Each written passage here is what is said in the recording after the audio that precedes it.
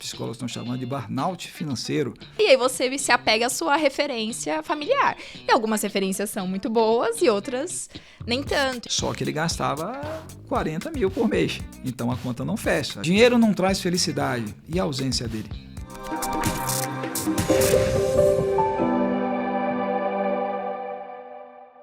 Está começando mais um PlexiCast, o podcast semanal da Plexi, em que você acompanha conversas que conectam pessoas, ideias e tendências para o futuro do trabalho. Falar sobre dinheiro ainda assusta muita gente, mas educação financeira não precisa ser complicada, precisa ser prática, real e possível. E é exatamente sobre isso o episódio de hoje, como pequenas escolhas impactam diretamente nossa vida, nosso bem-estar e até a tranquilidade no trabalho. Por isso, eu tenho o prazer de receber dois grandes nomes da casa, Carla Valente e Luiz Vivas. Muito bem-vindos ao PlexiCast. Obrigada, Mandinha. Obrigado. E vamos falar sobre dinheiro, né? Esse tema tabu, mas tão necessário. A gente sabe que as pessoas têm usado muito o ChatGPT como psicólogo, então, para falar sobre saúde mental, mas também sobre educação financeira. E eu queria entender, Vivas, por que as pessoas utilizam o ChatGPT e não uma consultoria ou, vamos ver, um gerente do banco ou alguém com uma especialização, e sim o ChatGPT para falar sobre educação financeira? Boa, Amanda. Na verdade, o primeiro ponto todas as vezes que a gente olha, né, uma pessoa que por alguma razão está endividada, né, ela tem um sentimento de vergonha. Né, esse é um sentimento que acompanha essas pessoas. E claramente, quando eu estou falando com o ChatGPT, eu estou falando com uma máquina, né? Então ela se sente um pouco mais confortável de estar colocando a sua situação, quais são os pontos que ela poderia melhorar. Mas uma coisa muito importante independente se ela está fazendo no ChatGPT, se ela está fazendo com um gerente de banco ou qualquer outro meio, a coisa mais importante que ela fez, ela está buscando um entendimento para que após aquela situação ela consiga mudar aquele cenário da sua vida. Perfeito. E Cá, bom, eu tô aqui chamando de Cá, gente, porque eu e Carla, né, temos uma intimidade, né? Minha colega de trabalho. A gente fala muito sobre pequenos gastos silenciosos. E eu queria saber qual é o maior erro das pessoas na hora de analisar a própria vida financeira.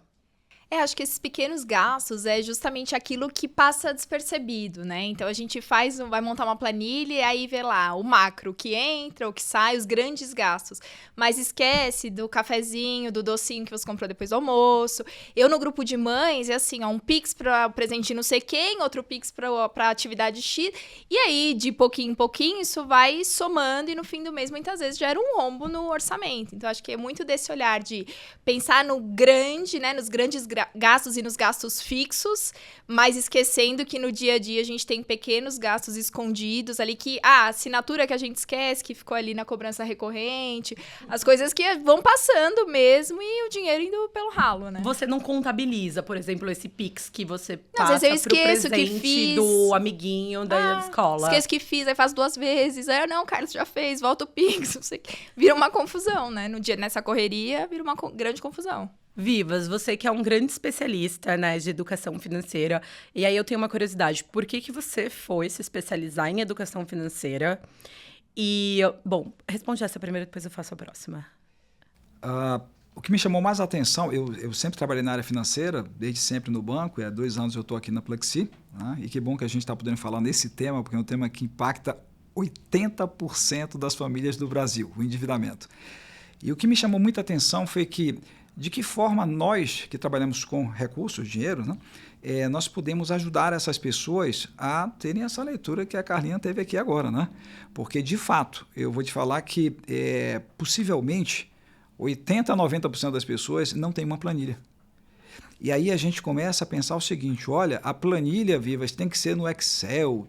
Gente, a planilha pode ser, inclusive, eu brinco nas palestras, que se você não tiver Excel, não tem problema, você faz no celular. Ah, mas eu não tenho um celular, não tem problema, você faz no papel. Ah, eu não tenho papel, você pega um guardanapo. Ah, eu não tenho guardanapo, você pega um papel de pão. Ah, Vivas, eu não tenho um papel de pão. Então eu vou perguntar, você tem uma parede na sua casa? Você pega um lápis e faz. A única coisa que as pessoas não deveriam, e é o maior erro, na minha opinião, como especialista, é não se ter algum tipo de controle.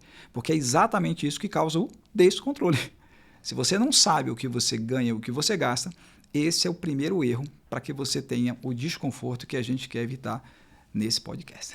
E hoje já tem muitos aplicativos, né, que vinculam com a conta no banco, e aí, conforme você vai transacionando, já puxa para o aplicativo o gasto, já cria uma automatização ali para você não precisar manualmente registrar, né? Mas imagina que eu tomei um cafezinho. A gente fala cafezinho, a depender do cafezinho são R$18. Sim. 18, se você toma 10, são simples. 180, né? E aí você multiplica por 12, né? Porque é esse o impacto que um cafezinho causa para você durante o ano. E a gente não imagina isso. Pensa, é só um café. É só um café. Por que eu vou contabilizar isso? Tem que contabilizar todas as coisas. Normalmente, quando você esquece, quando você não trabalha com algum tipo de controle, mesmo papel, possivelmente vai ficar de fora ali entre 10% e 15% das suas despesas. Uma coisa importantíssima aí, já que tem muita gente ouvindo a gente, que eu quero deixar já de dica, veja o erro mais crasso que nós temos quando se trata de funcionários, né, CLT. É que a pessoa pensa que o salário bruto é o salário dele. E, na verdade, isso não deveria ser assim. Então, se você ganha 5 mil, você tem que tirar e você tem que pensar como salário líquido. Porque quando você vai ao shopping, você tem lá 5 mil na cabeça. Quando você vai sair com os amigos, tem 5 mil na cabeça. E quando você descobre depois que o seu salário líquido não é de 5 mil, você vê que você já gasta mensalmente algo que você não tinha. Então, aí depois você tem um desconforto de, olha, descobri que estou endividado. E o endividamento, é bom que você saiba, nem sempre ele é ruim. Né? Aqui no Brasil, por exemplo, a gente tem um endividamento pelo Banco Central muito mais focado em linhas de cartão de crédito, cheque especial, crédito pessoal para coisas, bens não duráveis. É um pouco diferente das famílias lá fora, né? Porque as famílias lá fora, elas investem... Tem um cartão de crédito, não né? Tem, ela tem até o cartão, mas ele não tem a facilidade que a gente tem aqui. Mas eles investem aqui em educação, bens duráveis, eles investem em imóveis. Né? A estrutura de endividamento das famílias aqui é diferente da de lá de fora. E isso preocupa bastante. Né? Então, meu foco central quando estudo a parte de educação financeira é porque eu consigo ajudar as famílias a saírem de uma situação de muito desconforto para uma situação de qualidade de vida melhor. Porque quem está endividado, o Ministério do Trabalho fala muito sobre isso, né? O próprio Ministério da Economia, pegando um pouquinho aqui a NR1, que foi lançada há pouco, né? E a gente está muito vocacionado a ajudar as empresas aqui na Plexi, que é uma empresa de benefícios e engajamento de funcionários. O próprio Ministério do Trabalho fala que problemas econômicos trazem, sim, danos à saúde mental.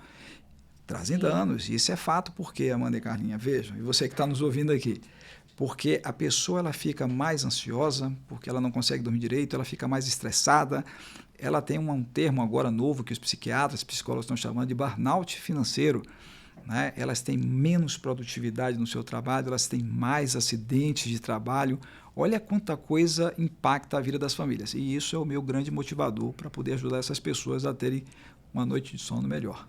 E de que forma que você ajuda essas pessoas, essas famílias, a saírem do endividamento? Excelente pergunta, Amanda. A primeira coisa que qualquer família que esteja no endividamento, que está percebendo que vai sair do controle, porque o endividamento não é o problema, né?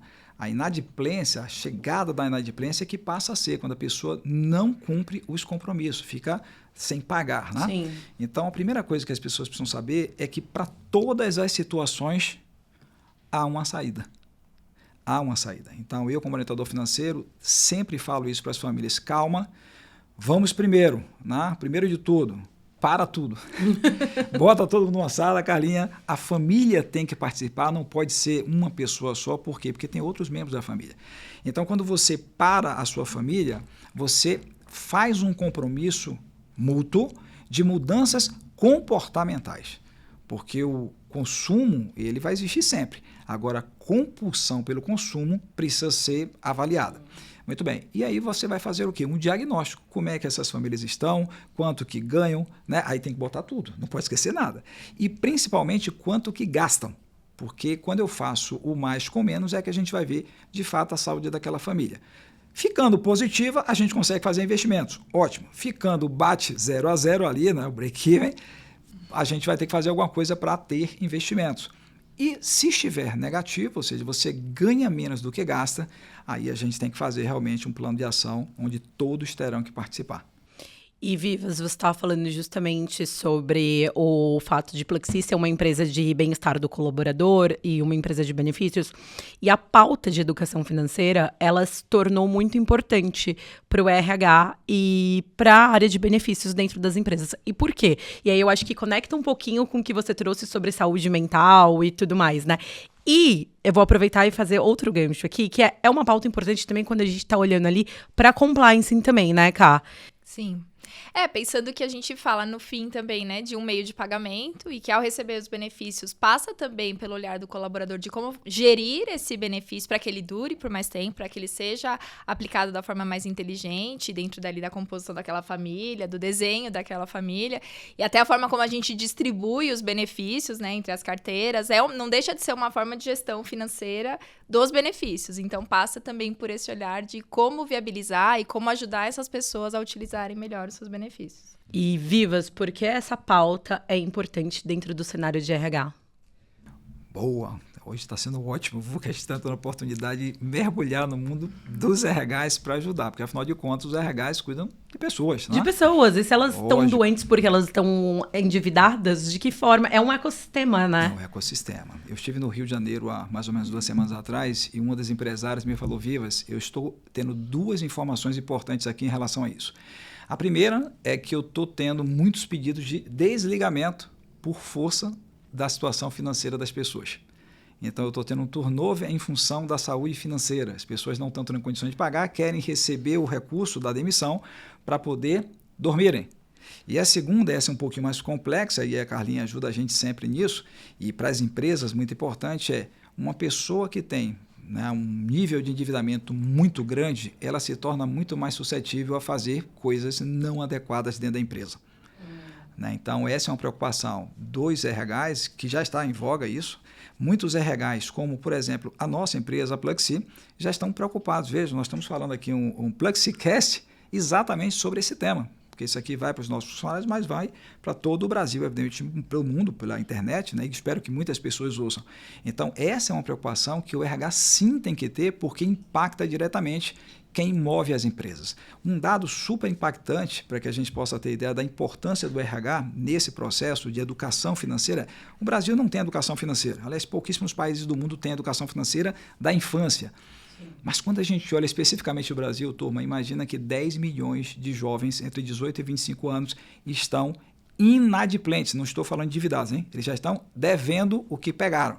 Isso aqui é pela pesquisa lá de endividamento e inadimplência do consumidor, pela Confederação Nacional do Comércio de Bens, Serviços e Turismo, em março de 26, 10 milhões de jovens inadimplentes. E por que isso tem tudo a ver com a gente? Quem serão os futuros líderes das nossas empresas? Quem serão os futuros líderes do nosso país? A gente precisa cuidar já do nosso futuro, porque senão a gente está hipotecando de uma forma super perigosa. Que medo. Bom, e cá, o Vivas trouxe o fato das pessoas sofrerem com ansiedade, não conseguirem dormir, que estão endividadas. Na sua opinião, por que as pessoas se culpam tanto quando elas estão endividadas e por que elas têm tanta ansiedade quando o assunto é justamente dinheiro? Acho que vem também de uma questão cultural, né? E de como essas famílias se organizam e vão muitas vezes passando de geração para geração algumas crenças limitantes, muitas vezes. E vem muito desse histórico familiar, né? A minha família, por exemplo, é uma família que passou por escassez. Então, a minha vida toda eu vi, não dá, não tem que guardar, tem que guardar, tem que guardar, tem que guardar. E aí, às vezes, eu via o dinheiro e falava, não, mas aqui tem, não, mas tem que guardar. E aí, você vai repassando essa crença, né? Então, acho que isso vem muito e da ausência de educação financeira, e aí você se apega à sua referência familiar. E algumas referências são muito boas e outras nem tanto. Então, depender disso, eu acho que torna as novas gerações cada vez mais propensas a ter esse descontrole financeiro. Então, se a gente tivesse educação financeira da base, né, da infância, da primeira ali, educação infantil, seria muito mais satisfatório no crescente dessas gerações. Assim como se a gente tivesse estudos de integridade, ética desde o início, também mudaria o decorrer dessa jornada, né? Então, acho que vem muito dessas crenças familiares e de experiências mesmo de cada um. E culturais, né? É curioso a gente olhar, quando a gente olha para o Brasil, que a gente lida com dinheiro de uma forma ruim. E eu acho que é justamente por isso que a gente não tem educação financeira desde a base. Então, é muito comum quando você é uma criança e você pega no dinheiro, os pais ou o tutor ali falar, vai lavar a mão, porque isso é sujo. A gente não trata o dinheiro como uma coisa que não seja suja. É do tipo, não, isso não falamos sobre dinheiro, é sujo. Enquanto, eu vou usar os Estados Unidos como exemplo, eles falam no dia a dia, a fala toda no cotidiano é sobre dinheiro. O dinheiro é muito naturalizado, né? Então, assim, vamos conversar uma coisa muito rápida, porque, tipo, meu tempo, ele vale dinheiro. E aí tô lendo um livro que chama Coisa de Rico, que é justamente mapeando os ricos do Brasil e aí como que se formaram e tudo mais, do Michel Alcoforado, em que ele traz muito essa visão antropológica do como que a gente mapeia os ricos e os bilionários no Brasil. Porque eles não se auto-intitulam. E não se auto-intitula porque é isso. É feio. Como que eu vou falar que eu sou rico? Difícil, né? Desafiador. Desafiador, né? Cultural, né? Cultural. E aí você pensa, como que a gente vai estudar sobre isso? E acho que o ponto de achar a riqueza feia também vem muito porque é um país muito desigual, né? Então você gritar a sua riqueza aos 4 ventos enquanto na esquina tem gente passando fome né, desumano, parece desumano. Mas é muito desse olhar de não também enaltecer a jornada que aquela pessoa enfrentou para ser rico. Ou do que aquela família, enfim, né? Famílias que têm um império já imposto, mas passa por esse olhar, né? De não ter esse histórico e só enaltecer, mas muitas vezes também de compadecer com um país que é muito desigual, né? Eu pegando um pouquinho do que você falou sobre os Estados Unidos, tem uma expressão que aqui a gente fala assim, eu vou ganhar dinheiro. Nos Estados Unidos a expressão é eu vou fazer dinheiro. Exato. Né? Eu vou fazer, make money. Né? Então, já aqui a gente já vê que há um abismo aqui entre a nossa crença e a crença do americano.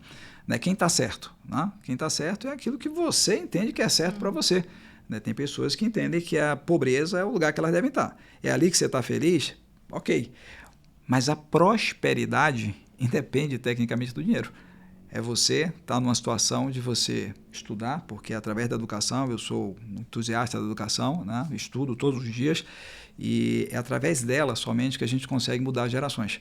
A gente começou falando sobre a educação financeira, né? E a Carlinha já trouxe aqui outros tipos de educação também que a gente deveria ter. Eu vi agora que, acho que na Suécia, se eu não estou me enganado, é que os meninos aprenderão como tratar as meninas, né? Como tratar mulheres, para que a gente possa ter uma sociedade mais justa, enfim. Então, cultural é mais desafiador, mas a gente tem que pensar que a gente precisa começar de algum ponto, de algum momento. Né? E que bom que a gente está conversando sobre isso aqui. Acho que vai atingir mais pessoas. E como que a gente poderia começar isso, por exemplo, nas escolas? Boa. O primeiro contato de verdade que a gente tem aqui no Brasil com dinheiro, lá nos Estados Unidos, por exemplo, fazendo esse paralelo aí, o menino nasce, a gente já faz, os pais já compram ações das empresas, né? E eles pensam na educação lá da faculdade, porque a faculdade lá é paga. Então, veja que no nascimento da criança, ele já tem um planejamento de vida feito pelos tutores, pelos pais.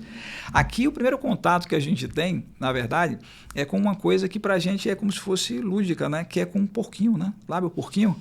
Sim. Por que o porquinho ele é tão importante para as crianças? Parece uma coisa simples, mas veja, quando o menino pede ao pai, eu quero um brinquedo, aí o pai vai falar assim, vem cá que você vai entender como é que funciona o dinheiro. Por exemplo, a criança não sabe o que é sábado, domingo, ontem, né? Ele sempre muda, tem aquela fase de entendimento. E o pai pega aquele porquinho, dá na mão dele e fala, pegue ele está levinho ou está pesadinho? Ele está levinho, pai. Agora mexa nele, tem alguma coisa, algum barulho? Não. Bacana. Então, quando é que a gente vai comprar o brinquedo? Quando esse porquinho estiver bem cheinho e não fizer mais barulho. O papai vai colocar uma moeda e coloca uma moeda. E aí ele faça o barulho agora, fez o barulho. E aí o menino começa a pedir o avô, o tio, todo mundo que chega em casa me dá uma moeda para poder chegar ali. No momento que a criança tangibiliza que o porquinho está cheinho, pesadinho, e que não há mais como colocar moedinhas, não tem mais barulho, esse é o tempo de comprar o presente. Então, é dessa forma, o primeiro contato, um dos primeiros contatos que a gente tem com a parte financeira. Agora, como é que a gente gasta? Né? Esse é um grande desafio também, porque receber a mesada, as crianças recebem, muitas crianças recebem, as que recebem. Mas como é que a gente utiliza? A ideia é que a gente realmente tenha pelo menos um pedacinho da mesada já separado para o investimento. E uma coisa que você falou, Amanda, que é bem interessante, que é bom todos saberem, é que o brasileiro, ele sempre olha de uma forma muito distante investimento. Veja, por quê? Porque as pessoas, Carla, elas pensam, pô, Vivas, eu tenho que começar aplicando 10 mil reais, 15 mil, 100 mil reais. Turma, você começa aplicando o que você tem. Se você tem R$1, você vai aplicar R$1. Se você tem 5, você aplica 5, porque o grande movimento não é o dinheiro em si, é você criar o hábito de saber que você precisa guardar recursos, principalmente no nosso país, que o INSS está com dificuldade. Sim. E a nossa expectativa de vida aumentou. Se aumentou, turma, a gente precisa considerar esse aumento que a gente vai comer, beber, dormir, tem que ter casa, remédios, etc. Cada fase de vida tem a sua necessidade, tem os seus desejos e a gente precisa estar preparado para isso. E pensando numa população que também está se reproduzindo menos, então, se a gente está envelhecendo e não vai ter quem trabalhe, é isso. E o INSS para dar conta de todo mundo no futuro. Quem vai custear a nossa aposentadoria. A nossa aposentadoria, exato, cara. Esse é o desafio. E aí as empresas, olhando um pouquinho o foco das empresas, os RHs, para ajudarem também, nós aqui temos isso, né? Nós temos a sorte de ter aqui na Plexi, é que as empresas colocam a previdência privada, previdência, né? Trabalhando hoje para o futuro. E a privada, por quê? Para que seja pelo menos um complemento à nossa renda no futuro. E a gente tenha tranquilidade lá na frente, porque a gente precisa ter de dignidade. Dignidade é a palavra de futuro, da nossa velhice. Porque não adianta, você pode ter milhões, bilhões, se você não tiver uma vida muito bem estruturada, a sua velhice, mesmo com dinheiro, será um pouco menor, né? Mas tendo dinheiro, tendo aquelas reservas de subsistência, isso aqui ajuda bastante na nossa dignidade, né? E você falou sobre poupar, né, Vivas, assim, da base. Então, a criança, ela também, quando ela tá colocando ali o dinheirinho no porquinho, ela precisa entender também que tem um tempo, que não é automático, né? Eu quero, eu consigo. Que eu acho que também esse é quando a gente olha para a educação financeira, esse é outro ponto, né? A gente tem vontades. Imagina, eu abro todo dia meu celular, encho todos os carrinhos de compras ali e quero comprar todos os dias, é claro que eu quero. Mas aí você pensa, tá, eu posso fazer isso? E aí, assim, ou eu vou fazer isso, tem que ser agora? Ou eu posso esperar um tempo? Eu junto antes? E aí eu acho que tem um ponto, à vista ou a prazo? Como economista, como orientador financeiro que sou, eu vou sempre responder depende, né? Eu, como advogada, responderia também, depende. Você depende também? Se tem desconto à vista e se eu tenho dinheiro... Pagaria à vista. Porque é isso, essa é uma dúvida que eu tenho também. Eu vou parcelar tudo ou eu pago junto e pago à vista? O depende vem exatamente do cálculo que tem que ser feito. Uma coisa interessante, quando a gente olha para os Estados Unidos, por exemplo, lá eles não têm noção da ideia de juros compostos. Os juros lá são simples, né? 99% das coisas. Aqui no Brasil a gente tem os juros compostos. Eu amo o nosso sistema tributário brasileiro, então, maravilhoso, não é? Super benéfico. Mas, por outro lado, ele também tem juros compostos para investimento. Tem para o crédito, mas também tem como multiplicar o seu investimento. Daí a importância de você fazer esse investimento no mês a mês, sempre que possível, né? Evidentemente. Mas quando você fala o foco da sua pergunta, eu compro à vista ou a prazo, eu preciso entender o seguinte, se eu comprar à vista, o que é que eu ganho? Se eu comprar a prazo, o que é que eu ganho? Porque você, olha que interessante, quando você está falando que eu sou o comprador, você tem a vantagem. Você é que vai mandar se deve ou não comprar. E a empresa vai ter que dizer se consegue ou não lhe vender. Então, você está em vantagem competitiva quando você está na posição de compra. Né? Agora, o que a gente precisa tomar muito cuidado, que os psiquiatras e os psicólogos estão avaliando, é a compulsão por compras. Né? O consumismo, ele não é considerado hoje uma doença, não é. Você consumir, as pessoas vão consumir. Tinha uma outra palavra, até consumerismo, era como se fosse um consumismo mais consciente, um consumo consciente. Né? Mas a oniomania é exatamente o que os psicólogos, psiquiatras estão falando muito sobre a compulsão. A pessoa não consegue não comprar, a pessoa fica louca para comprar, né? A pessoa não consegue dormir para comprar. Nesse caso aí, Amanda e Carlinha, precisamos sim de uma ajuda especializada para poder tratar esse Porque tema. muitas vezes está escondendo uma outra falta, né? Um Exato. outro lado da vida que precisa ser aprofundado e desconta na compra para sentir prazer, né? Satisfação. Exato, mas é um prazer que é absolutamente efêmero. Porque quando a gente faz as Sim. pesquisas, depois que essas pessoas compram, o vazio vem. Igual comer chocolate. Você quer outro? Sentiu aquela satisfação depois. Você fala, o cadê o desespero. próximo? É. Quero fazer a próxima compra. E aí vem toda a parte da irritabilidade, vem a parte, por que eu fiz, a culpa, a vergonha, né? As pessoas quando começam a não falar a verdade para seus familiares. Esconder Né? a sacolinha. Esconder. O porteiro nunca me ajuda. Ele isso. não. Você Ele esconde a entrega sacolinha, Carla? todas as caixinhas pro meu marido. E eu falo, não, quando ele passar, não.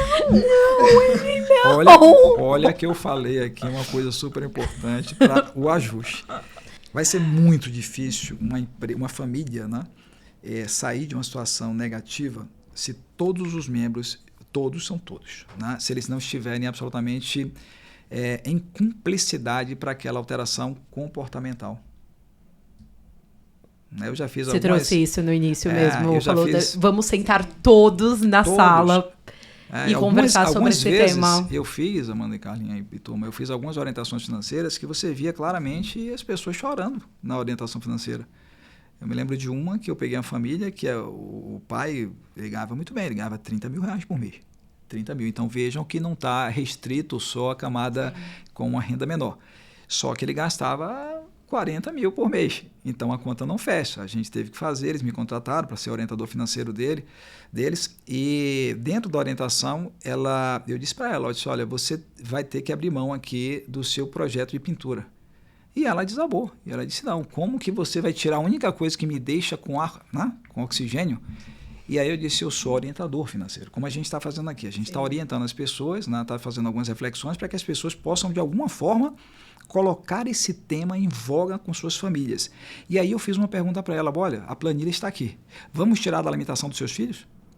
Vamos tirar da escola dos seus filhos? Vamos tirar da casa que vocês moram? Agora, por outro lado, como a gente conversou um pouco antes aqui, se a pessoa está trabalhando com arte, outra pessoa tem algum talento, ela pode sim criar uma renda extra à noite, aos finais de semana, enquanto aquela situação perdurar.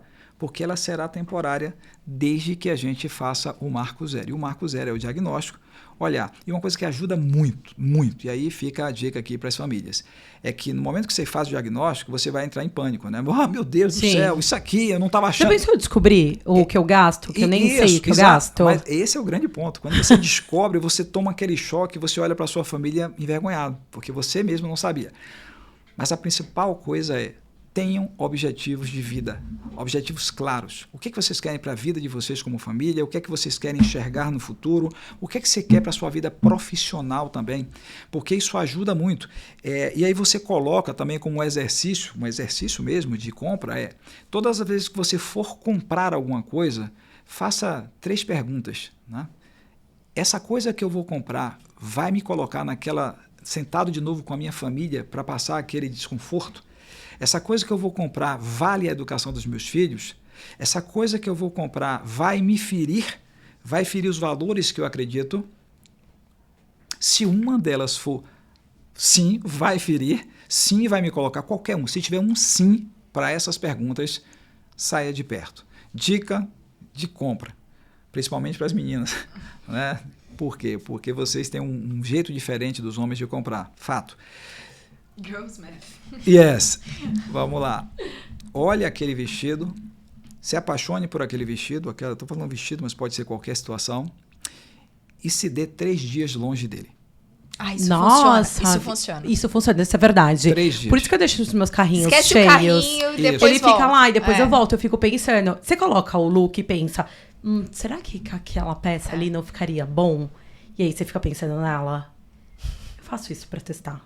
Isso. E aí depois você pode chegar lá e falar, putz, não é um verde tão verde quanto eu gostava. E aí você começa a fazer um exercício, porque veja, é pessoal intransferível. Por isso que se você começa a ter uma dificuldade muito séria em relação a isso, muito dificilmente sozinha você vai conseguir sair. E aí você precisa buscar uma ajuda. É igual E a aí- recomendação de não ir ao mercado com fome. Boa. Não fazer compra num dia triste, né? Ou num dia de muita irritabilidade, Mas ansiedade. pode dar dicas boas também de compras, né? Porque nós somos compradores. Sim, Então, e é bom fazer uma comprinha, isso, né? De vez se em você quando. pense que no final do mês as empresas têm toda a vontade do mundo de vender. Bater meta. Ao vivas aí, o comercial. Já antes do final do expediente, você vai lá, um pouquinho antes. Porque aí certamente, lógico, faz parte do negócio. Se a empresa não puder fazer, não fará. Mas ficam mais abertas as possibilidades de negociação favorável ao comprador. Né? Porque hoje o comprador manda, né? A negociar. Vivas, você trouxe um ponto também que é muito importante, que é sobre investimentos. E assim, eu, por exemplo, comecei a investir muito mais velha, e aí é justamente o que a Ká trouxe. É muito cultural, minha família nunca investiu, então isso foi sempre muito, não é pra gente, é inacessível. Por que isso? Nossa, eu preciso investir a partir de 30 mil, 50 mil, e aí você trouxe justamente o exemplo. Não, é de acordo com a renda, tipo, R$1.000, R$2.000, quanto que a gente vai tirar daqui pra investir? Mas a gente não fala sobre isso, né? A gente não é educado para isso. E aí, principalmente quando a gente está falando de mulheres, né? Quando a gente pega ali para pensar que mulheres, quando elas têm independência financeira, elas sofrem muito menos agressões e violências, justamente porque elas são independentes. Então, para mulheres, então, é algo que, imagina, não é nem falado, não é nem comentado. Então, é possível investir se você ganha um salário mínimo? Certeza. Porque se você me disse que você quer investir, você pode fazer escolhas. Porque tudo é questão de escolhas. Imagina que seja, eu vou tomar 5 cafés no mês. Se for R$10, são 50. Não, eu vou tomar 4 agora, 1 por semana. Você tem R$10 para investir. R$10 para investir. Ah, mas 10 é pouco. Pouco para quem? Pouco em relação a quê? Porque quando você faz um investimento, você tem alguns pontos que você tem que ter clareza. Primeiro, eu vou investir com qual objetivo? Segundo, qual é o prazo que eu quero investir? Terceiro, qual é o tipo de risco que eu quero correr nesse investimento? Sem essas perguntas, fica difícil você colocar. Tá? Mas veja, se eu quero que o meu filho tenha uma educação, no nascimento dele eu já posso botar R$10. R$10 em 18, 20 anos dá quanto? Não sei. Essa é a multiplicação. É isso. Mas eu como economista e também de exatas, eu posso te falar que existe a magia dos juros compostos. Então os juros compostos, ele pode ser benéfico também. Pois é exatamente isso. Ou seja, se você está olhando a perspectiva de investimento, ele te ajuda bastante. Se você está olhando a perspectiva de créditos, você tem que tomar um cuidado danado, principalmente porque o Brasil hoje é um dos países que tem maior taxa de juros do mundo. Né? Por isso que é tão importante a gente já parar, você que está nos ouvindo aqui, pare hoje, não pare amanhã, porque senão você vai esquecer. Pare hoje, ponha um papel na sua frente, um lápis, sua família e coloque. E também uma dica faça esse exercício e deixe na gaveta. No dia seguinte você volta. Por quê? Porque no dia seguinte você vai lembrar de alguma coisa que você esqueceu. E é importantíssimo que não fique nada de fora, porque se ficar R$100 de fora, turma, dá 1.200 no ano. Não é? Nossa, Vivas, eu tô um pouco preocupada. Não. Tô aqui, ó, assim, ó. Tem chance para tudo. Por isso que a gente tá aqui, por isso que eu tô feliz. Porque a gente tá podendo falar de um tema que ainda é tabu. Sim. E de uma forma super simples. É para desesperar? Não. O desespero, ele vai atrapalhar um pouco a gente. Colocar no papel. Tire da sua mente, bote no papel. E aí a gente vai depois colocar uma educação financeira, uma conversa com a família, um alinhamento com a família, porque não há como. Ah, mas eu moro sozinho. Ótimo. Né? Ótimo, você tem menos alianças para fazer. Só que você vai ter uma dificuldade, por quê? Porque você vai ter que ter um esforço interno maior, porque não vai ter ninguém te fiscalizando, é você com você. Né? Mas o objetivo, eu acho que é o grande ponto. Qual é o seu propósito? Você quer continuar nessa situação? Vivas, invariavelmente eu ouço isso. Vivas, não. Eu não quero. E o não sentido. Um não de perder coisas, perder amigos, perder parentes, perder famílias, porque o endividamento é tão alto que é incapaz de ser pago. A gente viu, por exemplo, agora recentemente o governo lançou o Desenrola 2, né? As pessoas foram lá, tinham 90%, mas era só para inadimplentes, né? Acima de 90 dias de atraso. Isso tem um lado bom, porque no curto prazo a gente consegue resolver a situação daquelas famílias, inclusive usando até uma parte do FGTS. Mas vai resolver o mindset, vai resolver o comportamental, aí é que entra a educação e não tem jeito. É um novo hábito, né, É um novo Vivas? hábito. É igual fazer exercício. Sedentário, resolve fazer exercício, tem que ir dia após dia ali se forçar mesmo, resistir para conseguir Mas manter. posso dizer, vale cada minuto que você fez com sua família. É tranquilidade, né? É você conseguir dormir. É você ser promovido na empresa. É você poder ir para uma entrevista de emprego com a tranquilidade de saber, pô, vou para mais uma, mas eu não vou. Pelo amor de Deus, eu tenho que passar, porque senão minha vida vai continuar pior. Não. Você já tem uma estrutura melhor de conversa, você se sente mais seguro, você se sente menos estressado. Ou seja, em qualquer contexto, turma, acreditem, a vida financeira ela tem um impacto direto. Dinheiro não traz felicidade. E a ausência dele? Reflexões. Inclusive, Vivas, uma das minhas perguntas aqui é sobre, você acha que os benefícios flexíveis e as ferramentas financeiras, elas realmente ajudam o colaborador a ter mais esse controle da vida financeira no dia a dia? Sem dúvida, né? Lembra que E como? Isso, boa. Lembra que a gente falou que não importa a ferramenta que você use. Tá. O mais importante é você ter a clareza do que você ganha e para onde vai esse recurso. Porque aí sim você vai dizer. Quer ver uma coisa que é super interessante? O cartão de crédito é um grande vilão quando a gente olha, por exemplo, a questão dos juros, né? Mas juros sobre o atraso deles, né? Sobre o atraso. Mas é uma excelente ferramenta. O cartão de crédito, os cartões nos proporcionam informações que nem mesmo a gente sabe. Todos os cartões ele tem lá uma planilha dizendo, olha, você gasta 30% em lazer, 25% em combustível, em mobilidade, você gasta X%. Ele já está te dando o seu perfil de consumo.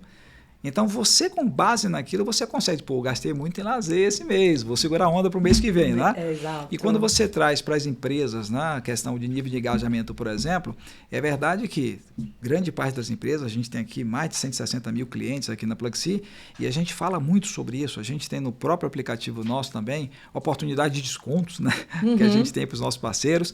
Enfim, a gente tem parceiros também que dão aplicativos de educação financeira, né? Enfim, benefícios flexíveis, sempre, como tudo na vida, tem que ser utilizado da melhor forma possível. Porque se usar de uma forma adequada, não vai valer, não terá valido a pena aquilo. Inclusive, pode pôr em risco a própria empresa que está com um bom pensamento em relação àquilo, né? A gente vê muito isso, de, pô, eu estou usando um benefício, eu ganho ele de forma flexível, mas eu estou usando de forma equivocada. Se é para alimentação, é para alimentação. Se for um gift, por exemplo, tudo certo, você vai comprar aquilo ali. Mas alimentação e refeição são sagrados, vamos dizer assim. Né? Porque se o funcionário não faz essa nutrição, ele falta mais, ele adoece mais, aí ele vai ter que gastar dinheiro com o quê? Com remédio, ele vai gastar dinheiro com remédio. Olha aqui o dinheiro entrando no circuito. Né? Então, há de se ter sempre um equilíbrio, tem que ter uma parcimônia em qualquer tipo de utilização de benefícios. Né? E a gente acompanha muito isso aqui para falar para as empresas, né? Exato. Carla, e depois dessa aula do Vivas sobre educação financeira, qual é a dica prática que você daria, assim, a mudança prática para colocar hoje, assim, ó, na listinha? Falar assim, vou começar aqui, ó, essa semana, começar a organizar minha semana financeira. Acho que 0 Pix surpresa essa semana. E a planilha do Vivas, né?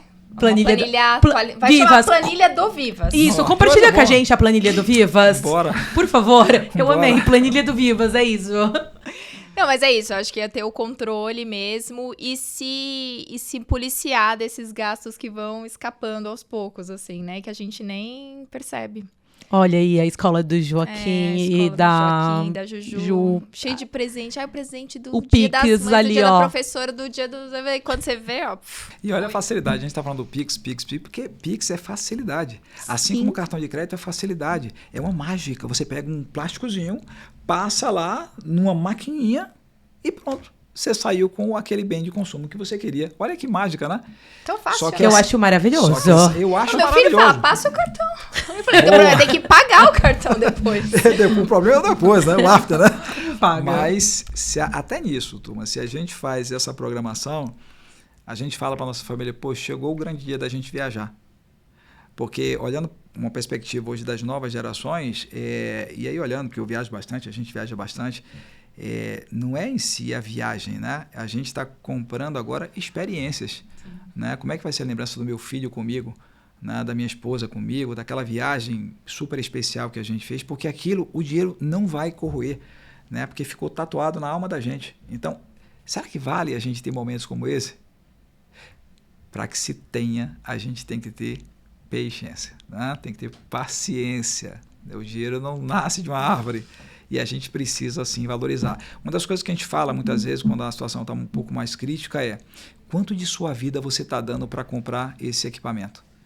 Porque a gente está trabalhando 8, 10 horas por dia, não é verdade? Sim. Aí você divide o seu salário pela quantidade de horas que você trabalha. Pronto, aquilo tem 1 hora de seu trabalho. Bom, quanto é que custa? Eu ganho R$1.000 por hora, olha que coisa boa. Beleza, se você está comprando uma coisa de R$5.000, você está dando 5.000 de sua vida para aquilo. Aí você tem que perguntar, eu daria 5.000, né, 5 horas da minha vida para ter aquilo?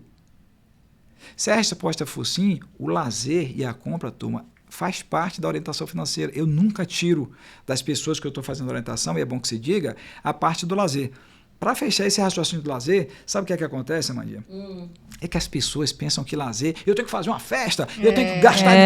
Cara, você pega o seu filho, leva numa praia, dá R$10 para ele e fala, filho, você vai ter R$10 para gastar aqui na praia hoje. Você pode jogar ele fora, você pode arrancar, você pode dar ele, você pode comprar um picolé, mas você só tem R$10. Veja, eu não estou falando de R$1.000, de R$2.000 para uma festa do seu filho. Se você é mãe de uma menina e você acha, ou do menino mesmo, você acha ali que você não tem em casa como fazer uma diversão, todo dia a gente tem que almoçar. Então chama seu filho no canto, você já investiu o dinheiro da alimentação, vai ensiná-los como fazer a comida, porque isso é uma diversão também para eles. Porque a gente só acha que a diversão tem que ser associada a algum gasto e gasto elevado. E não é verdade, né? Vivas, mas eu tenho um exemplo de uma coisa que agora eu vi que eu arrasei.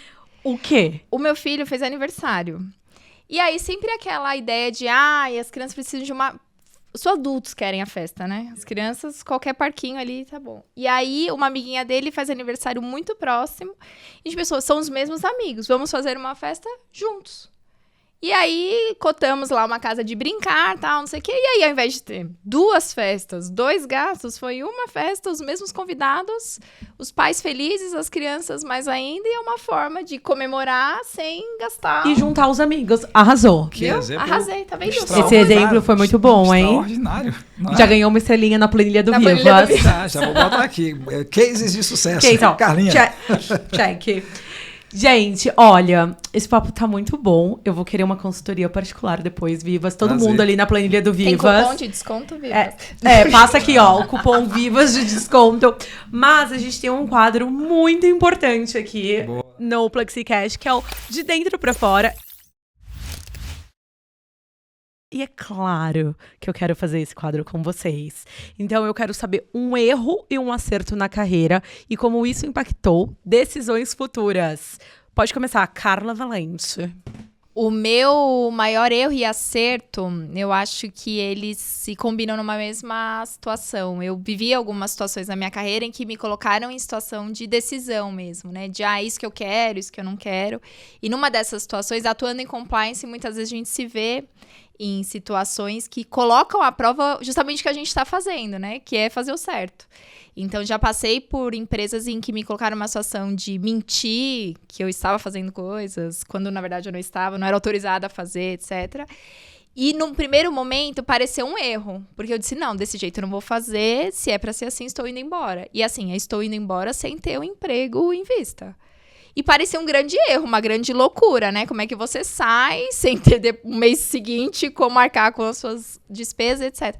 Mas também refletiu num grande acerto, que foi manter as minhas convicções, manter o que eu acredito, meu propósito, de atuar de forma íntegra, de forma ética. Então, foi uma situação que mesclou um sentimento de erro, mas que se revelou num grande acerto, porque reafirmou que eu realmente acredito e no que eu faço. Então, foi um grande exemplo para mim. Muito bom. E você, Vivas? Bom, eu vou falar de uma situação que a gente está falando sobre aqui no nosso PlexiCast, e eu vou sair de uma situação pessoal para profissional, porque que deu certo. Eu, novo ainda, eu estava endividado. E eu não estava inadimplente, mas eu estava muito endividado. E eu e minha esposa, Cris, a gente entendeu que era hora da gente ter uma menina. Só que a Luísa, ela teria que vir não da forma normal, porque ela não podia ter mais filhos. E a gente teve que fazer uma inseminação artificial, e era muito, muito investimento. Só que a gente decidiu fazer isso, né? Por isso que eu digo a qualquer pessoa que dá para sair. A gente passou 1 ano da nossa vida guardando recursos, fazendo controles, não gastando, nada de consumo, muito em função de um objetivo claro que a gente tinha, o propósito de vida que era trazer nossa filha. E ela veio, e por que isso me ajudou depois a prosperar na vida profissional? Porque eu tive que aprender a me moldar, né? a mudar comportamentos de uma forma forceps, porque, de novo, eu tinha um propósito grande e ela veio e tem 30 anos aí. Então, para mim, foi um acerto. Adorei, gente. Eu de fora para dentro de vocês, olha, mandaram ver. Agora, para encerrar, assim, pergunta Plexi. Eu quero saber o que move um colaborador hoje? Propósito, dinheiro ou carreira? Acho que hoje a gente não consegue manter uma carreira satisfatória, se sentir bem, né? Se não tiver movido por propósito.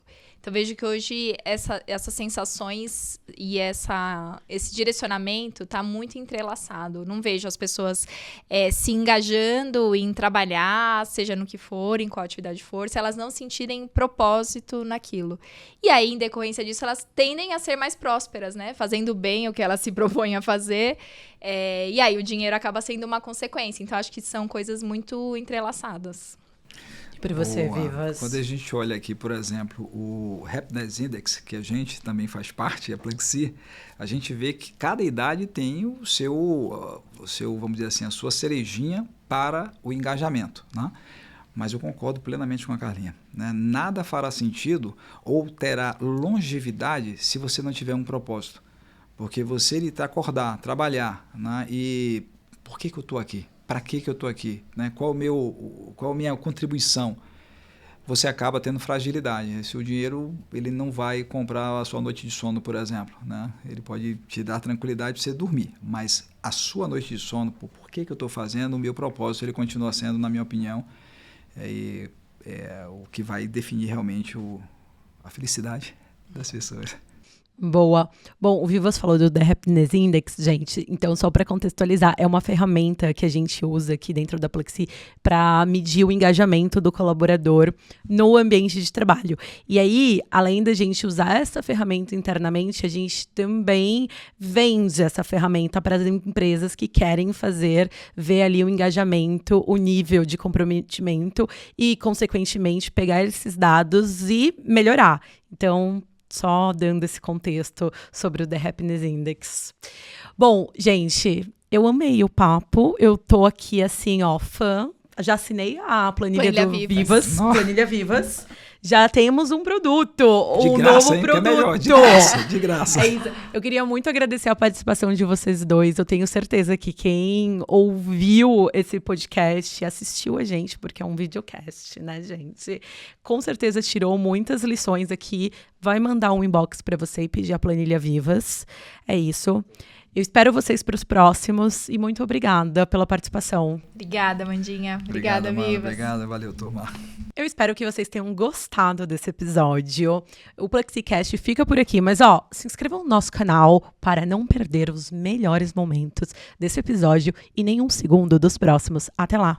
Gente, para encerrar de verdade agora, eu queria que vocês deixassem a assinatura de vocês pra gente ali, por favor. Vivas, pode ir lá primeiro e a Carla vai em seguida.